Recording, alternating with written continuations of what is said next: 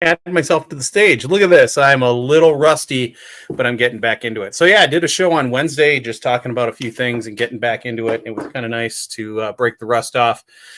I stopped the Small Scale Life podcast back in early March, and now just with everything happening and kind of where we are in life, I felt that the winds of change were happening, and it's time to get back on the show. So I'm glad you're here. Man, it was wild. Did you see it? Did you see what was going on last night? I'm going to pull up something here, and we had a great visitor here to the landing. I mean, she's fabulous, and she sparkles and dances across the sky. It was amazing. So let's pull a few images up here. So when I first went outside, I'm going to pull this up here. When we first went outside, it kind of looked like that yesterday. And, what this is, of course, the Northern Lights. We had a beautiful light show. I have been watching the Northern Lights for a few years now, and usually they're kind of, they're okay. But last night, it was something. Now, I was really upset because there was a massive solar storm. The lights were going to be incredible, and we had clouds. And this is what I could see. I mean, okay, I can see something across there. There's just a break in the clouds, and I was pretty disappointed. Pretty disappointed. That's not so good. We need to see more stuff, right? So I actually took a couple photos. It did get a little better as let's see. Here we go. Let's see. I'm trying to share the screen here. Actually, we're going to cancel that. We're just going to bring up some photos as we go.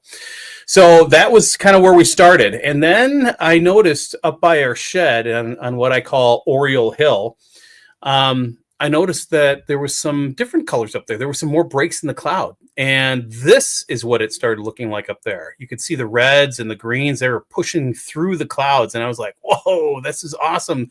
This is really cool. It's really sweet. And I walked up there, and some more clouds were clearing out.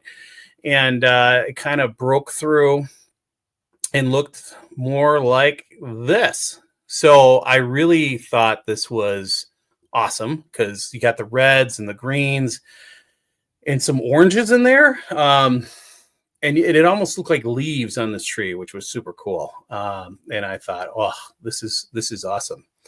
This is great. And I went inside and I was doing some things. And then a little bit later, I was like, come on, it has to be better. The clouds were moving.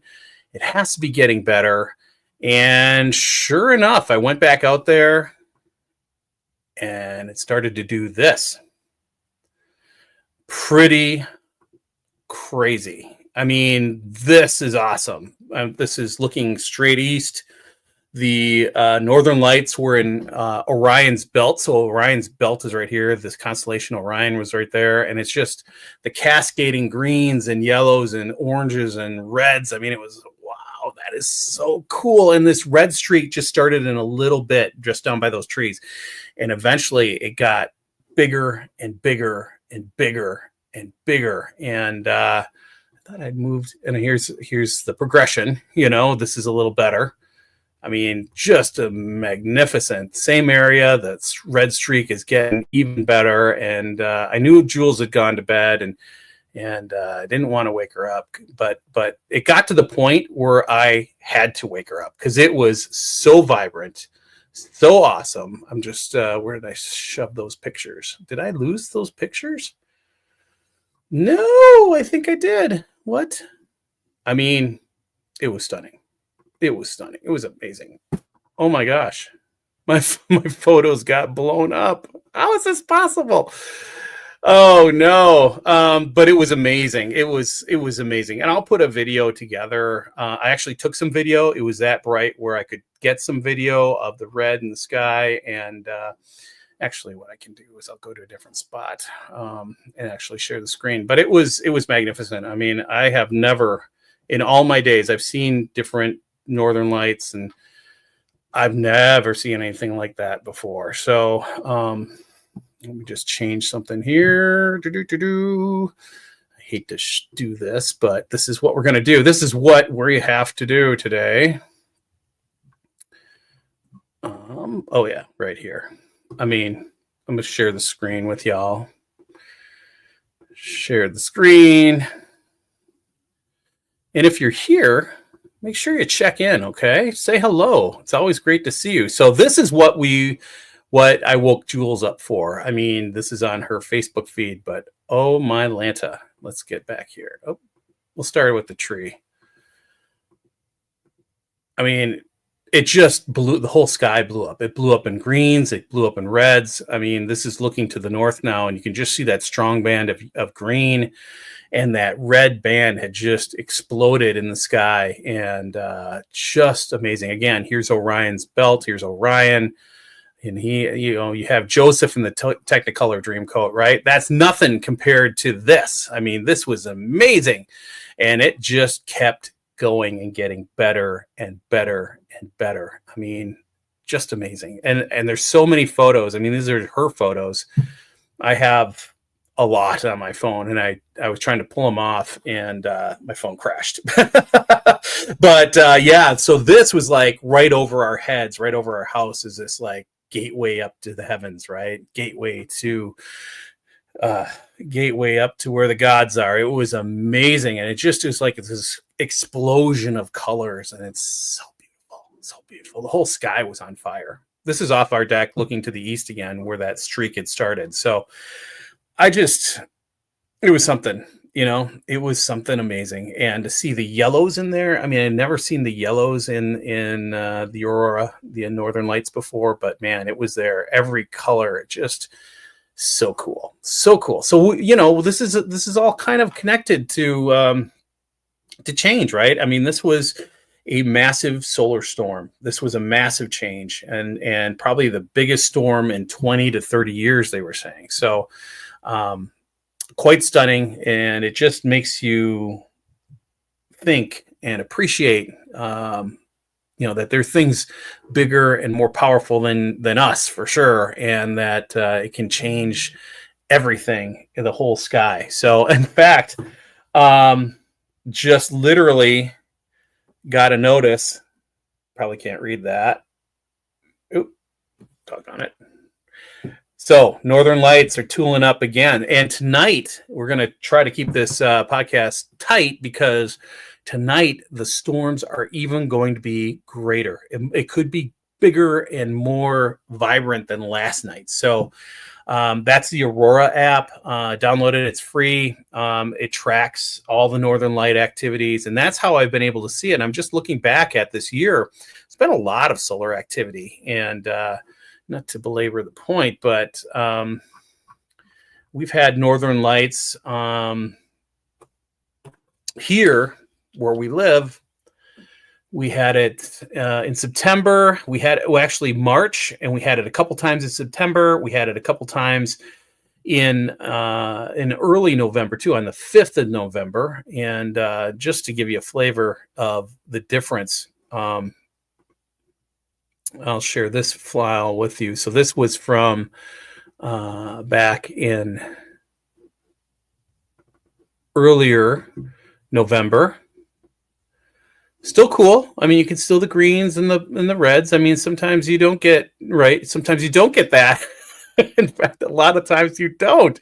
And a lot of times it's more like that previous one. Or let's see. This was back in yes. This was back in September. It looks like this. You get a nice band of green there, but it's not that, right? And let's see, what else can we have here? A little further back, say, what did it look like in March?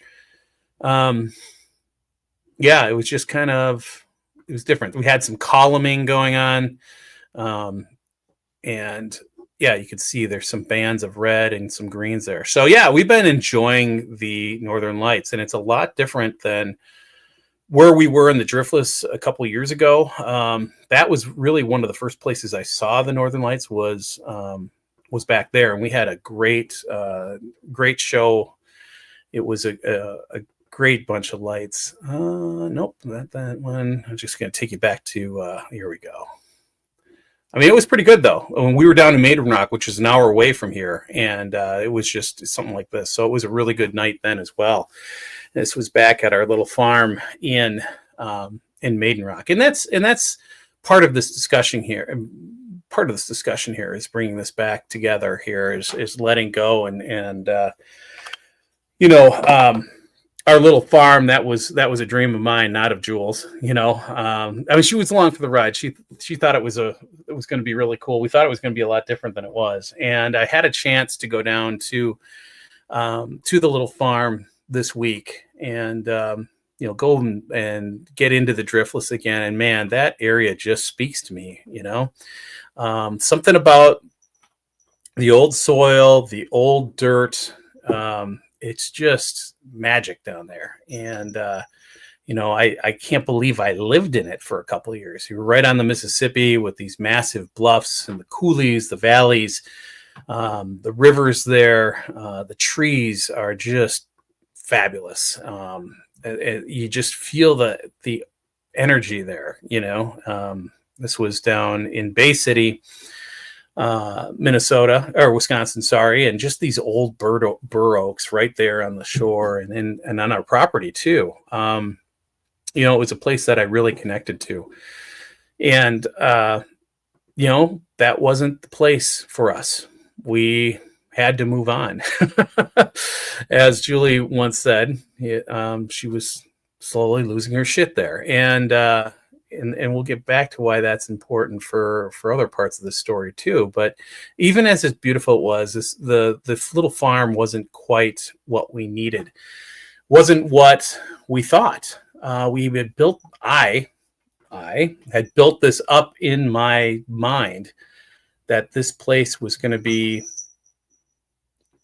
a place where, you know, we could stake the flag, put the flag down, and this was going to be the end all. We were going to do all of the homesteading things there, right? And yeah, it just didn't turn out that way. And we also found out that some of that stuff, I mean, it was a dream for that particular time, but as we moved along, it wasn't what we thought, and we had to move on.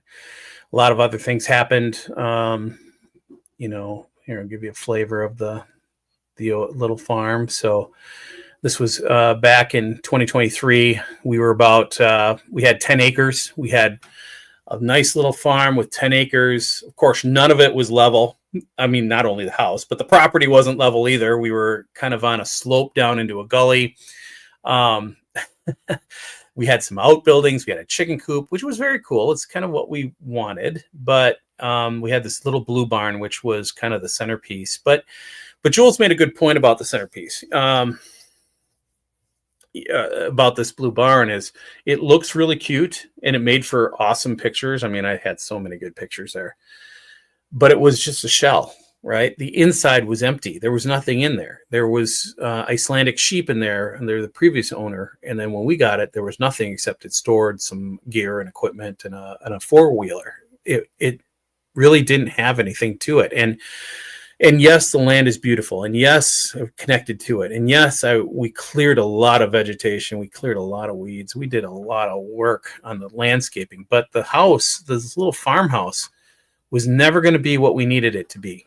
We wanted a place for people to come and gather. It was going to be a hub of operations where everybody could come and hang out. And we're so far away from the Twin Cities, like a good hour and 15, 20 minutes, that people probably had to stay overnight. But it was only a 2-bedroom, 1-bath. And there was no way. We brought contractors in. We all looked at it. Is there a way we can do something a little different? And there just wasn't. So it was time to let it go. And that's what we did. Now, connecting that to small scale life, don't know if you've noticed, but we've had some changes to small scale life. And I have to say, you know, in a way, I mean, small scale life has been a project. We had our anniversary on the October 15th, October 19th. And that's when I started it. I went down to Chicago and to accept my new job as an inspector, federal inspector. And I started this project then. And we've been going for 10 years, and there's been starts and stops. There's been things that happened where I just needed to step away for a bit and take a break. And also during the course of that time, we have been all over the board, all over the board. We've talked about, we started with gardening and fitness. And then we got into adventures, like going on trips and stuff, because that was my life, essentially. I was going on these little trips. Then we got into homesteading, right? I connected with homesteaders like Greg Burns and market gardeners like Drew Sample and Dallas Half Acre Farms, Michael Bell down there, and some other people. I talked to beekeepers, right? Michael Jordan, the Michael Jordan, not the basketball player, but the beekeeper extraordinaire, and some other smaller beekeepers. And then Greg Burns, the homesteading side. Greg Burns, Mr. Tactical J up in, well, now he's in Alaska. And we were talking a lot about homesteading and dreaming about this little farm, right? And we poured a lot of energy into it. And we bought well, there we go. Awesome. Good evening from rural Minnesota. Absolutely. Well, good evening from rural Wisconsin, kind of, or small town Wisconsin, shall we say. So we I'll leave that up there. That's pretty cool. So we we poured all of this into homesteading, and then Jules got in, and we were doing homesteading, gardening, and minimalism and budgeting. I mean, we were in the process of combining like 3 households into one small house in North Minneapolis. We were all over the place, and then we swerved back into gardening and budgeting and cutting debt and cutting weight, and we did the New You project, right, where we were exercising and eating better and all that stuff. And man, we've been all over the place. And then we swung back in with small business. Before Adam and I did the Adam and Tom show here, part of Small Scale Life podcast, I was interviewing some small business folks like Red Dragon Herbs and Teas in Iowa, or Northfield Area Driving School Chris down in Northfield. And we always had gardening in the background and homesteading in the background, and it's exhausting. It was all over the place. It was kind of like, maybe it wasn't an empty shell. Maybe it was like a hoarder house, right? We had all these topics jammed in it, and I didn't know what the heck I was doing, right? Am I doing homesteading today, or am I doing gardening today? Are we doing, swim challenge? What the hell are we even doing? So it kind of came to a head in February, March, with everything, with my job and what I do, and some of the pressures and stresses and potential changes that were threatened then, that I just had to stop. And probably that was one of the best things that I could have done, is just stop the madness. I had to stop and really think about it. And, I had to think about what I was doing, what I wanted to do, where we're going, and what I want to talk about, right? And it's nothing against any of the guests. It's nothing against Adam's brother from another mother. I love that guy.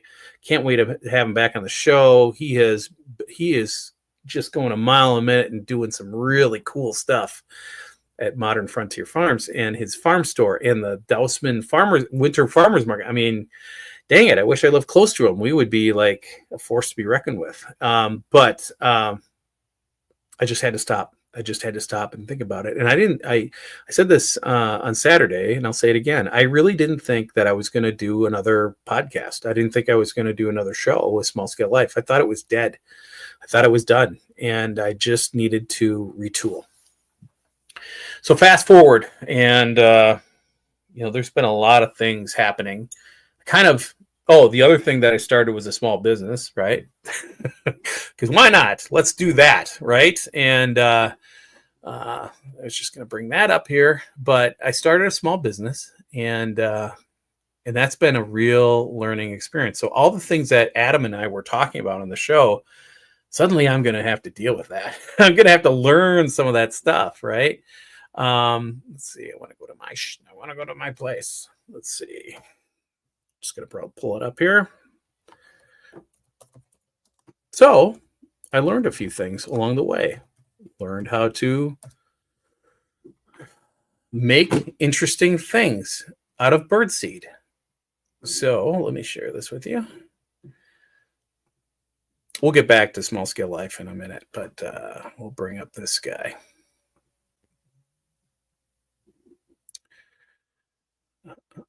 Is it not up there? Where is it? Sorry. I see. I'm seeing what StreamYard will let you do.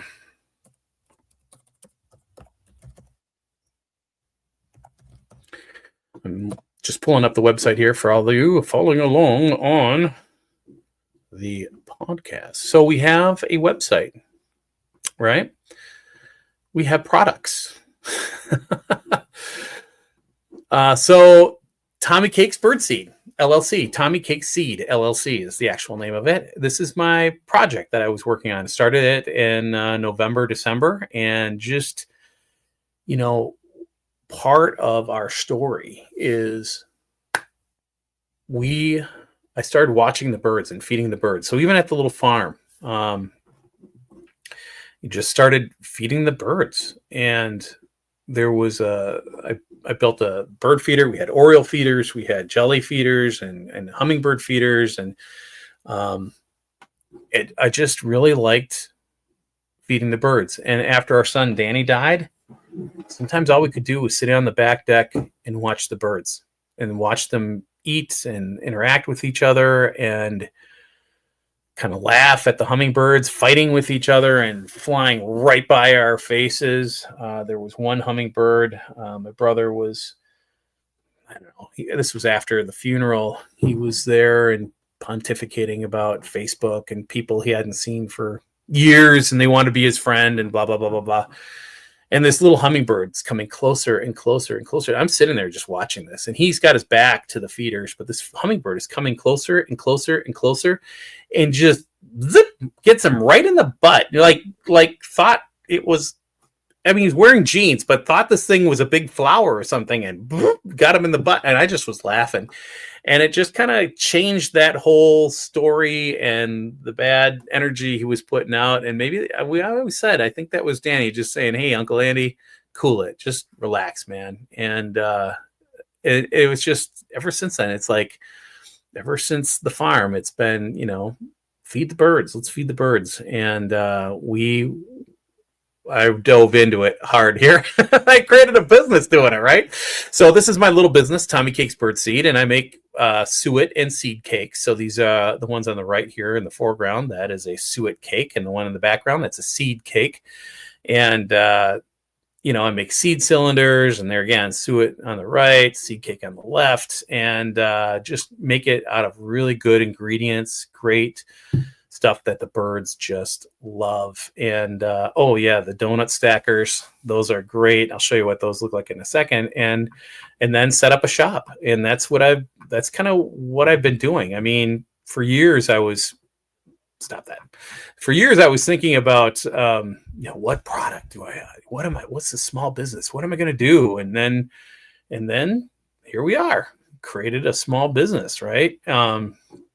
So it's all available on Etsy, and that's where the shopping happens.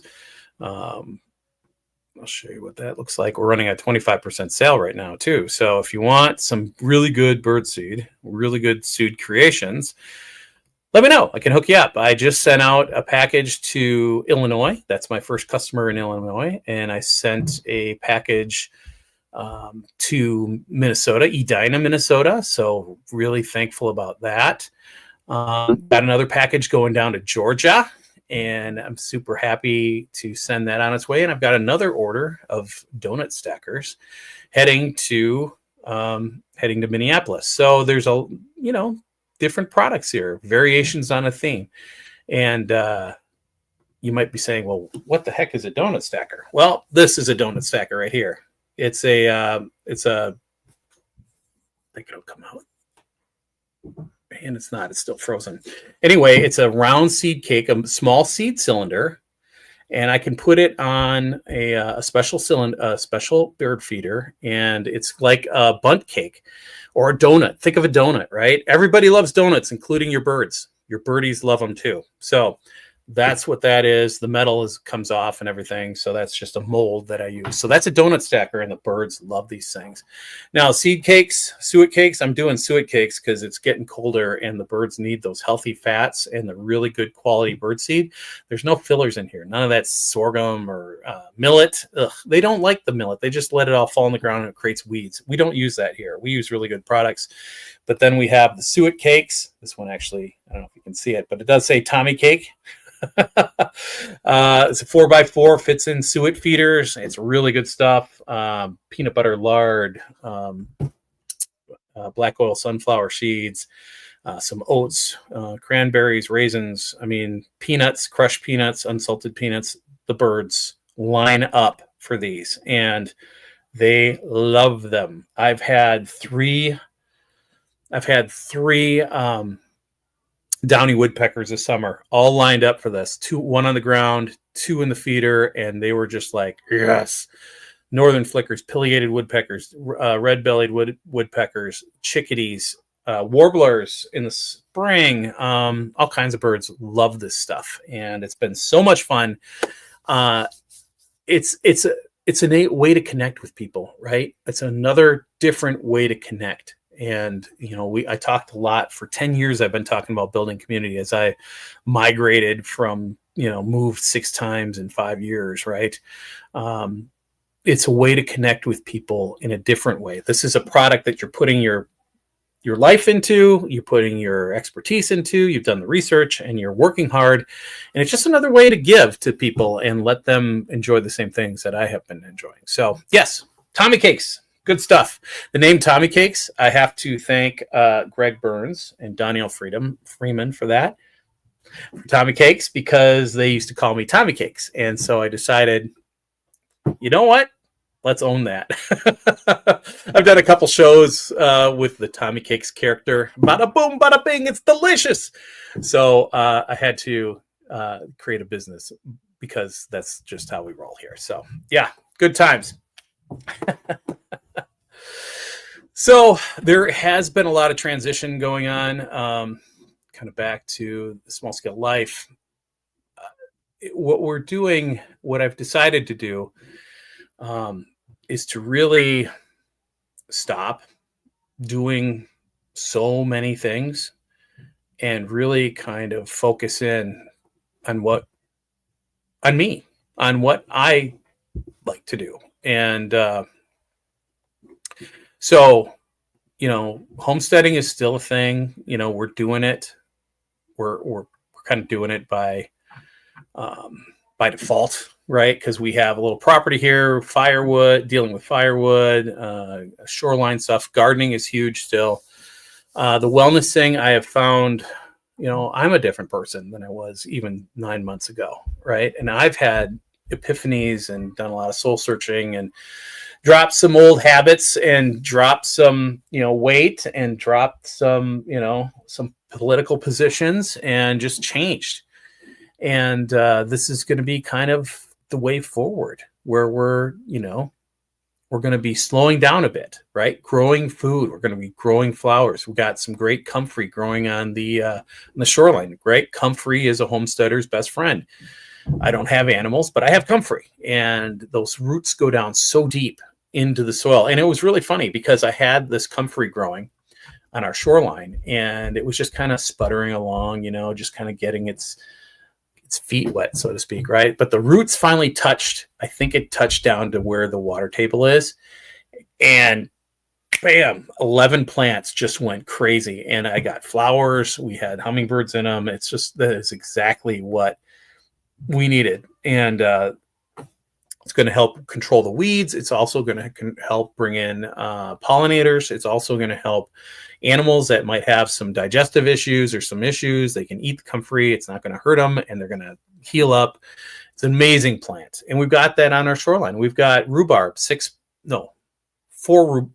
I think I have 5 rhubarb plants that is up on our property line that I put in place. I mean, how can you be in Wisconsin and not have rhubarb, right? I mean, that's just not heard of here. So, we still have elements of growing our own food. We also have growing herbs, right? And the gardening is huge. I kind of look back at my photos, and I really didn't document much of my gardening journey this year. And I did some really cool stuff. I did some new garden beds, and it worked out pretty good. It's too bad a hailstorm kind of crushed everything, but what are you going to do, right?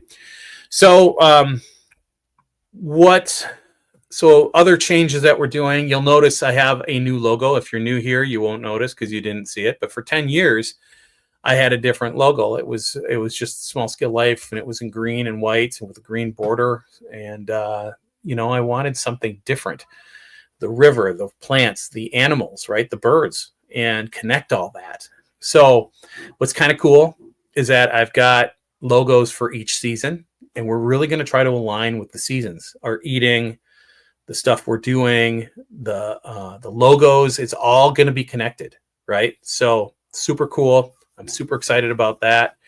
I really love the old Small Scale Life logo. Oh, wait, I can show you what that looks like. Where did those go? It's really funny because I just got business cards this year. I had big plans. Now I can't find them. I'm going to show you what one looked like because I had one around here somewhere. Oh, man. What are you going to do? I had one around here. I could show you the old logo, but I don't know where it went. So it's out there. The truth is out there. But we're going to be talking about this kind of stuff, right? And it's, we had so many cool adventures and things that we've done this year that I could talk about, and we're going to, I think one of the other things is just, is that connection to nature, isn't it? And doing that just brings me a lot of joy. What else are we going to go? Where are we going to go? Kind of lost my train of thought there. The business card threw me, y'all. And I know there's a lot of people out there right now that are that are going through change too. There's been a lot of layoffs. There's people that are moving. These are really uncertain times, and just remember this is only a season. This is only a bit. Sometimes the water, the river, it's smooth and easy paddling, and you're just kind of flowing with it. Or even if you're in your tube or your floaty, you're just kind of going with the flow, and it's just totally cool and fine and good times. And then you come up to the rapids, and you got to work. You got to shoot the V, where you have two rocks and creates a V. You got to go shoot that V. You're going to end up on a rock or a branch, right? And then sometimes it gets really rough, and you have a waterfall or a drop, and you could try to go over that. Or you might need a beach and portage, and maybe have some friends help you pull your canoe or kayak or floaty down a path and get around that and not go down the waterfall. Speaking from experience, it's not fun. And that was a small drop. So,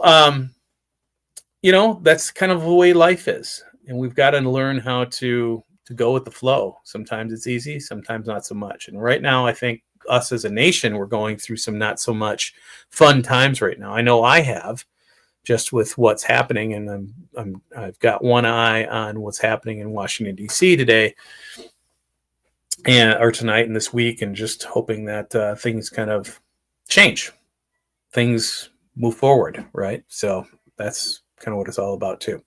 So simplified the website a little bit, fixed up adjusted the menu, just really kind of dialing it in on what we're doing. And, I'm not going to, we can look back on the content that we made, and it was a good ride. It was fun, a lot of fun. And I had a good time doing a lot of it.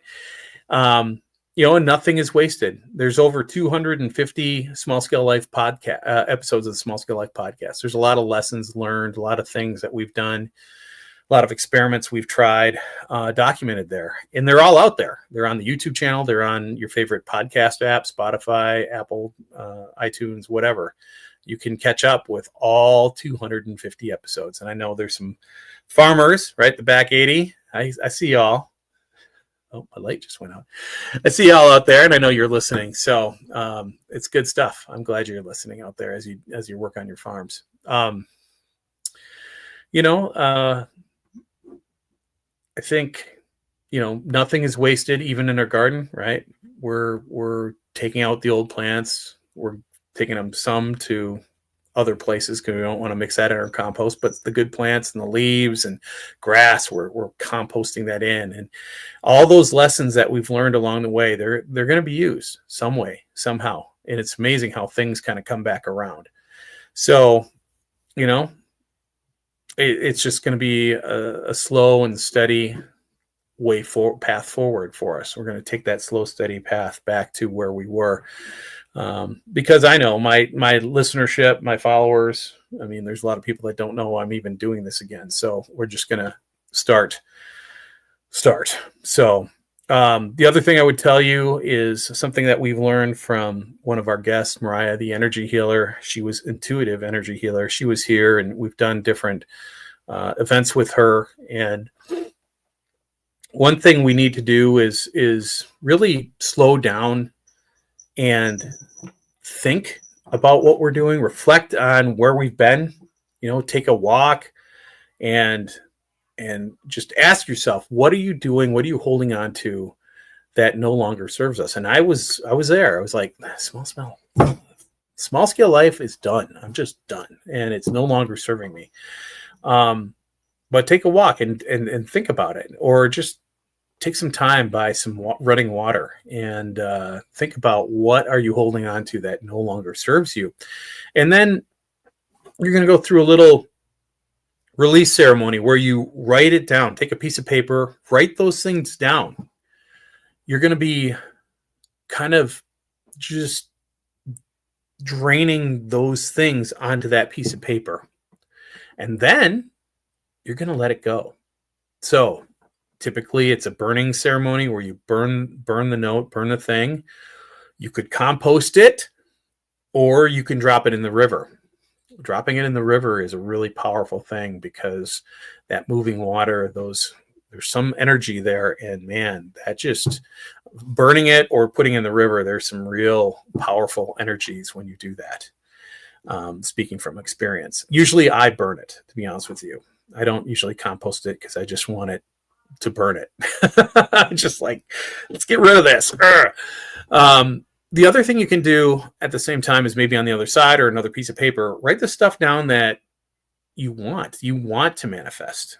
Think about the things that are good and you want to grow that, or you want to try this, or you're going to be successful at that. Manifest the successes too, and then burn that as well. So you're getting rid of the yuck and you're amplifying the good. And your brain is going to think about that good and get rid of that yuck. Okay, so this is a good burning ceremony. It's really powerful right around the full moon if you're into woo-woo stuff. So that's what we do around here. So the other thing is, recommit. And that's what we're doing right now is, right? Pick one thing, one little habit, one little thing, a podcast, build. You're going to pick that thing, or Julie's little business, pick that thing, pick that habit, pick that hobby, and start again. Reset, restart, right? And it's got to align with your values. Recommit to doing it and just start small. One little step, right? One straw revolution. It could be anything. Daily walk, journal, planting tomatoes, your gratitude practice, spending time in the nature, spending time in the water, near the water, fishing, something like that, right? And the big thing is, all these little things, the small changes, the small things lead to a bigger life, right? You're going to be building on that stuff. You're going to live well. You're going to love bigger, and you're going to live with the seasons, and sometimes some things rise to the top, other things go down. Focus on those things and really knock them out of the park. And this is what we're doing here. We're starting again, starting all over again.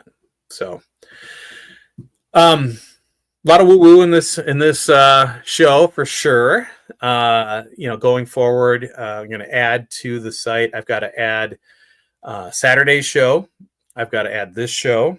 I've got to, I'm also going to provide a link to our new Substack account. So I talked about that on Saturday as well as Substack and using that as a medium for an email list. And I've already got an article up there. So go check that out. It's on the Small Scale Life Substack. I'll put it in the show notes, I think, and or definitely in the show notes. And I have a link here on Small Scale Life. Yeah, and if you need some Tommy cakes, let me know. Yeah, I would just really the season is slowing down, right? Harvest is over. We are entering that dark time of the year where everything slows down. I was just looking at the ice out on the river here, and it's starting to form, and the ice grows more and then it recedes, and so everything is just starting to slow down. We're going to slow down too. One thing that we do way too much is we live in eternal summer. We eat eternal summer with the foods that we can get from all over the world when nothing, like think of a person in the 1800s to get a strawberry in the middle of December or January, right? It wasn't possible. Now we have it at 24/7, 365, right? So we need to, not that we don't want to eat strawberries, but we've gotten way out of alignment where it is eternal summer, go, go, go, go, go all the time. This is a time where we slow down.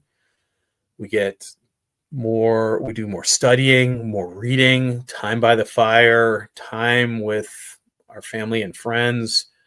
The Nordic folks, they called it the heggy, right? Where it's chocolate and candles and savory foods and grounding vegetables and playing games and just being together. And that's kind of what I want to do here too. So we are approaching the slowdown period. The veil is thin. We're slowing down. And if you stop and you listen, you might hear that whisper on the wind, right? You never know. That was one cool thing about going back to Maiden Rock this week is when I was at this little creek called Pine Creek. It's my favorite creek. It's just so beautiful there. It's like you're in this coulee in this valley, and it's like you could just imagine how it was, 150, 200 years ago, 10,000 years ago, right? It's down here in this valley, and you got this creek. It's a trout stream. If you go to the right and go up the valley on the right-hand side, it's a Wisconsin rustic road. You have to cross the creek, like literally drive through the creek 4 times, right? And there's no cell service back there. So if there's been some kind of weird flood and the road's gone, you're going to be stuck. So needless to say, I didn't do that. If you go to the left, you keep going up the coulee, up the valley, and take a left, go down the road a bit, you'll be at Driftless Oaks Farm, our farm. Again, if you go to the right, you're up the rustic road. And if you keep going down the road a bit, you'll end up at the Laura Ingalls Wilder's Pepin farmstead. So we were like 5 miles away from Laura Ingalls Wilder's homestead, from Little House in the Big Woods. And I imagine, because we had trees that were over 200, 250, 300 years old on our property. I can just imagine that Pa Ingalls and Ma Ingalls rode by one day, or Pa Ingalls walked by one day, and those trees were there, and they saw all that. It's just amazing. The Driftless is an amazing place. There's just old rock, old soil, laughing brooks, really old trees, right? So it's amazing. So when I was here, I didn't go to the left or right. I was standing right here watching the trout pop the top of the stream. And off in the distance, I heard 2 barred owls firing up, and here I am. Those are my peeps, owls. I love owls. So I started talking to them, and I got them fired up, and they were talking to me, and I was talking to them. It's just like, yeah, when I can get an owl to fire up, I know I'm in a special spot. So that was super cool. My favorite creek, my favorite birds, going and talking to them. It was awesome. And then driving back up the coulee, went by the old farm, and the young man who bought it is doing a great job. So proud of him. Good job. Good job, Bryce. You're doing great. And I as I'm driving by, you know, there's a dead deer on the side of the road, as we have here in Wisconsin this time of year. And our double C eagle was there, the County Road CC eagle. There's an eagle, huge eagle's nest down the road from the farm, and that eagle was standing right on that carcass, and he owned it. He was loving it, and it was nice to see him too. So got to see some old friends that I haven't seen in a while or heard from a while. It was nice. That's the one thing I'm surprised here. I don't hear eagles. I don't hear owls. I heard one once, and that's it. And I'm really surprised because we're right on this river, and there are some backwater areas and trees. So I figured I would hear owls, but apparently not here. So yeah, it was a good trip back. Really, you know, it was time to rebrand. It was time to get back in the seat and behind the mic. You know, it's been fun, and I get excited about it. You know, I took a screenshot in the Saturday episode, and I send that over to Jules, and it's like, yeah, I haven't seen that smile in a long time. And it reminds me of the smile my son used to have, Danny used to have, as he's running his crazy ultra marathons. He had this look of confidence in this smile, and it's like, yeah, I know where he got that. So so join us as we move forward on this, right? We are doing a whole new thing here, and I'm glad you tuned in. I'm glad you're listening to this. You know, if today's episode resonated with you, you know, share it with a friend, leave a review, head over to Small Scale Life, join our Substack, join our community here on YouTube. You know, it's, you know, send me an email. That's fine. realsmallscalelife@gmail.com would be great. And, you know, this podcast is all about living with intention and then finding beauty in the small moments around us, right? I've always said there's beauty all around us. You just need to look. And as I begin again with Small Scale Life, I hope you'll come with me. Go down river with me, right? We'll go around the bend. You know, we'll look at gardens. We'll do all the gardening things. We'll have some river adventures. I'm really looking forward to that. This is 2026. We're going to get on the water, and Jules is all on board with that. So we're going to float on Perch Lake. We're going to go down some rivers, take the kayaks out, maybe have to get a paddleboard or two. We'll have to look at some paddleboards maybe, huh? Mm-hmm. So we're going to go along some rivers and have some adventures, and then we're going to just have a slower, more meaningful way of life. We've got some projects planned for the spring, what's always in the spring. So I hope you join us on this journey. So thank you, everyone, for joining us here on Small Scale Life and you know, being part of our journey so far. And we'll be back again real soon. Get outside, see the northern lights. Oh, there we go. Breaking news. The House votes to reopen the government. Tommy Cakes can get paid. Hallelujah. But the Northern Lights are out right now, so go check that out. And thank you for tuning in. Remember to learn, do, grow, be a little better every day. And that, my friends, is a really good thing. So take care. We'll be back next Wednesday at 7. I might change it to 7:30 just to give a little more time, but 7 does seem to be a good number. Anyway, we'll be back next Wednesday live streaming. I'll release a graphic and put an announcement out there, and also have some links to Substack, or new Substack, and away we go. So thanks, everybody. We'll talk to you real soon. Take care.